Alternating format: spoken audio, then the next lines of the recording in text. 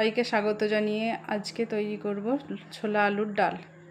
তো দেখো, প্রথমে তেল চাপিয়ে দিয়েছি কড়াইয়ে, তেল চলে এসেছে। এবার দিয়ে দিলাম হিংয়ের সঙ্গে দিয়ে দিলাম গোটা লঙ্কা, শুকনো তেজপাতা আর জিরে। এবার দিয়ে দিলাম হলুদ গুঁড়ো, আদা বাটা, ধনে গুঁড়ো, জিরে গুঁড়ো। মশলাটাকে একটু কষিয়ে নেব।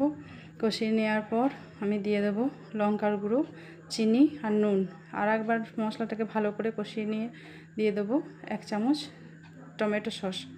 টমেটো সসটা দিয়েও ভালো করে নেড়ে নেব। নেড়ে নিয়ে তেল ছেড়ে এলে এবার দিয়ে দেবো আগে থেকে সিদ্ধ করে রাখা ছোলা আর আলু দিয়ে ভালো করে আবার কষাবো।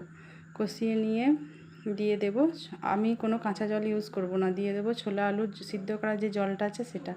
ঝোলটা ভালো করে ফুটে উঠলে এবার দিয়ে দেবো উপর থেকে কেশরি মেথি আর 1 চামচ ঘি দিয়ে একটু ঢাকা দিয়ে রেখে দেবো। দেখো আমার তৈরি ছোলা আলুর ডাল, রুটি বা পরোটার সাথে খাওয়ার জন্য। সবাইকে স্বাগত জানিয়ে আজকে তৈরি করব ছোলা আলুর ডাল।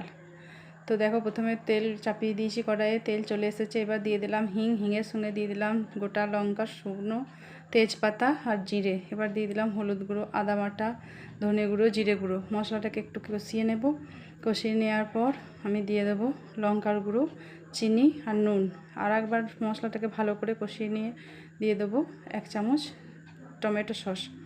টমেটো সসটা দিয়েও ভালো করে নেড়ে নেব। নেড়ে নিয়ে তেল ছেড়ে এলে এবার দিয়ে দেবো আগে থেকে সিদ্ধ করে রাখা ছোলা আর আলু দিয়ে ভালো করে আবার কষাবো। কষিয়ে নিয়ে দিয়ে দেব, আমি কোনো কাঁচা জল ইউজ করব না, দিয়ে দেবো ছোলা আলু সিদ্ধ করা যে জলটা আছে সেটা।